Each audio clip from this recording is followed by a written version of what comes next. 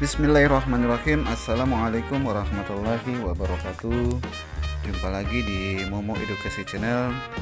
Pada video pembelajaran tematik kelas 5 semester 1, tema 1 organ gerak hewan dan manusia, subtema 2 manusia dan lingkungan, di pembelajaran 3. Indonesia merupakan bangsa yang dikaruniai Tuhan dengan sumber daya alam yang sangat beragam dan melimpah, mulai dari keragaman potensi alamnya sampai keadaan penduduknya. Sudahkah semua itu dimanfaatkan secara bertanggung jawab? Kekayaan dan keberagaman yang dimiliki oleh bangsa Indonesia tidak sebatas sumber daya alamnya saja, namun juga kondisi kependudukannya. Jumlah penduduk Indonesia sekarang ini sekitar 254 juta jiwa. Penduduk tersebut tersebar hampir di 13.466.000 pulau yang ada menurut Kepala Badan Informasi Geospasial, dari Sabang sampai Merauke. Masing-masing pulau atau wilayah memiliki beragam suku, adat, budaya, ras, agama, dan golongan. Dari sekian banyak penduduk tersebut juga terdiri atas beragam latar belakang pendidikan, ekonomi, sosial, dan budaya. Mari amati peta persebaran kepadatan penduduk di Indonesia berikut. Indonesia merupakan bangsa yang dikaruniai Tuhan dengan sumber daya alam yang sangat beragam dan melimpah, mulai dari keragaman potensi alamnya sampai keadaan penduduknya. Kepadatan penduduk adalah suatu ukuran yang menunjukkan berapa banyak jiwa atau penduduk yang tinggal dalam 1 km persegi wilayah. Jumlah dan distribusi penduduk. Persebaran penduduk menurut pulau di Indonesia sangat beragam. Hal ini menunjukkan bahwa penduduk Indonesia sangat mengelompok di pulau-pulau tertentu. Berdasarkan peta pada gambar, pulau yang paling padat penduduknya di Indonesia adalah Pulau Jawa. Luasnya 6,8%, dihuni oleh 57,5% penduduk. Pulau yang paling sedikit penduduknya di Indonesia adalah Pulau Papua. Luasnya 2,18%, dihuni oleh 1,5% penduduk.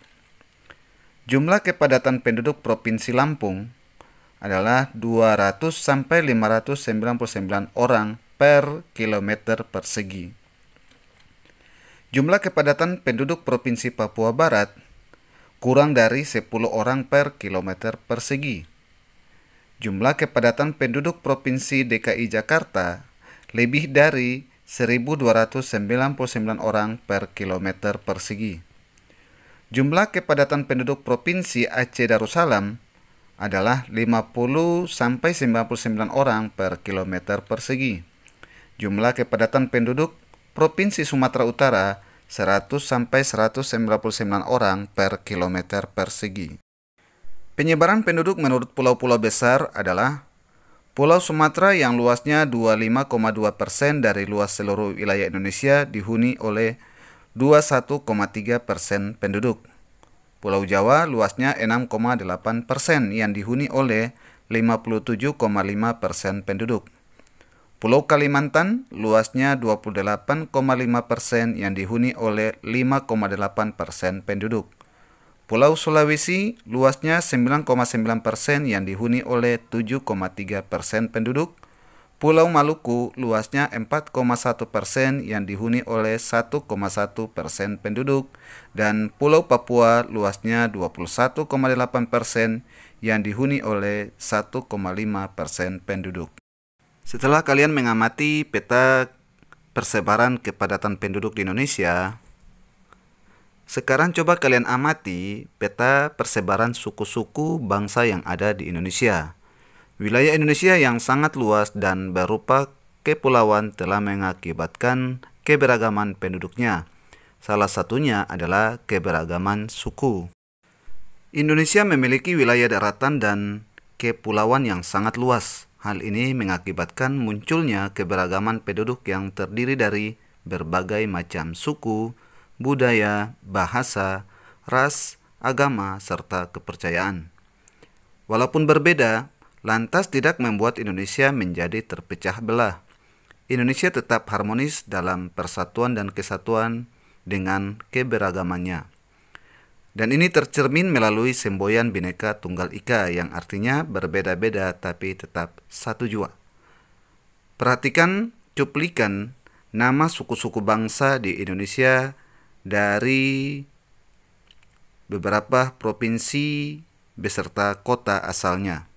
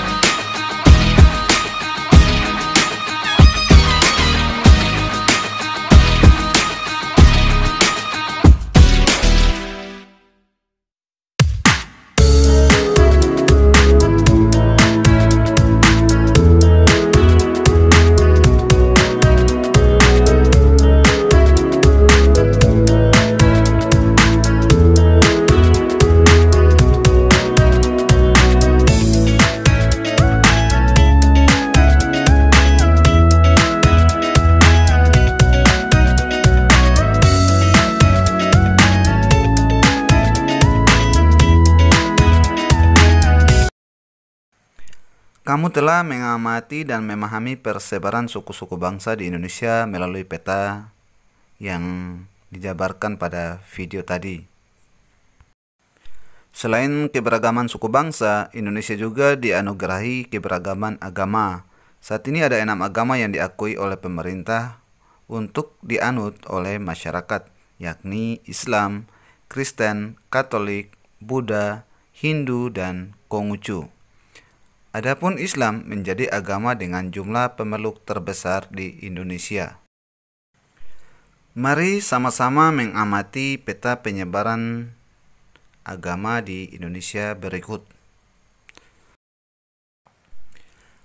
Pada peta penyebaran agama di Indonesia, agama Islam modern ditandai dengan warna hijau tua, sedangkan untuk Islam tradisional ditandai dengan hijau muda. Untuk agama Protestan ditandai dengan warna kuning, sedangkan Katolik ditandai warna merah muda. Sedangkan Hindu ditandai dengan warna merah tua. Dan terakhir, agama Buddha ditandai dengan warna orange. Beragam sekali kan penduduk Indonesia? Untuk mengetahui keberagaman kondisi penduduk Indonesia, bisa kalian mulai dengan mengamati lingkungan tempat tinggal kalian. Kalian dapat mengetahui dengan melakukan wawancara dengan orang tua, perangkat RT dan RW, kepala desa atau bapak raja, ataupun tokoh masyarakat lain. Lakukan wawancara dengan teman-teman kalian. Sebelum memulai wawancara, lakukan dulu berbagai persiapan. Di antaranya, 1. Tentukan tempat dan waktu wawancara. 2. Menentukan korespondennya. Dan yang ketiga, tentukan tugas masing-masing anggota. 4. Siapkan peralatan. Dan yang kelima, susunlah pertanyaan-pertanyaan dengan baik. Contohnya membuat tema wawancara tentang wilayah tempat tinggalku adalah Indonesia kecil. Hal-hal yang harus menjadi perhatian adalah agama penduduk, suku penduduk, tingkat ekonomi penduduk, dan tingkat pendidikan penduduk. Satu hal lagi yang harus disiapkan yaitu format tulisan hasil wawancara. Peserta didik sekalian, mari sama-sama kita membaca teks bacaan berikut.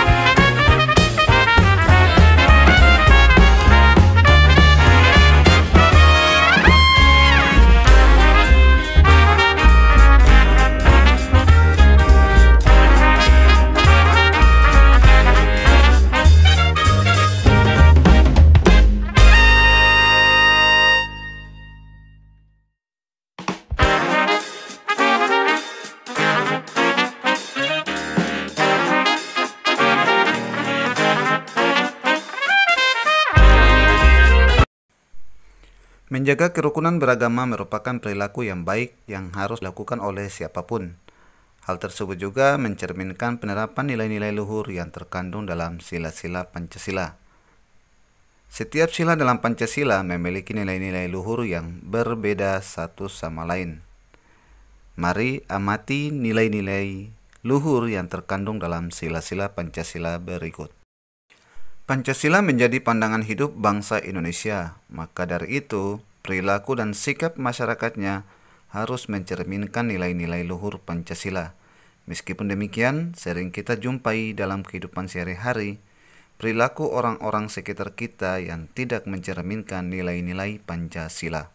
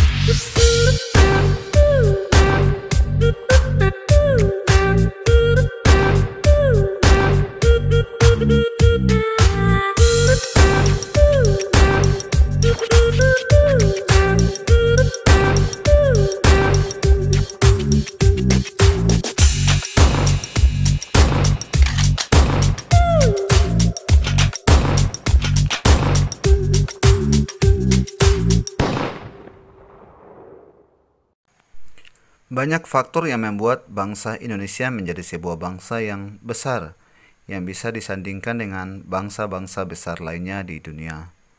Banyak faktor pula yang menjadikan kita semakin bangga menjadi warga negara Indonesia. Faktor-faktor tersebut antara lain sebagai berikut. 1. Nilai-nilai luhur yang hidup di tengah-tengah masyarakat. 2. Wilayahnya yang luas dan berupa kepulauan. 3. Letak geografis dan strategisnya.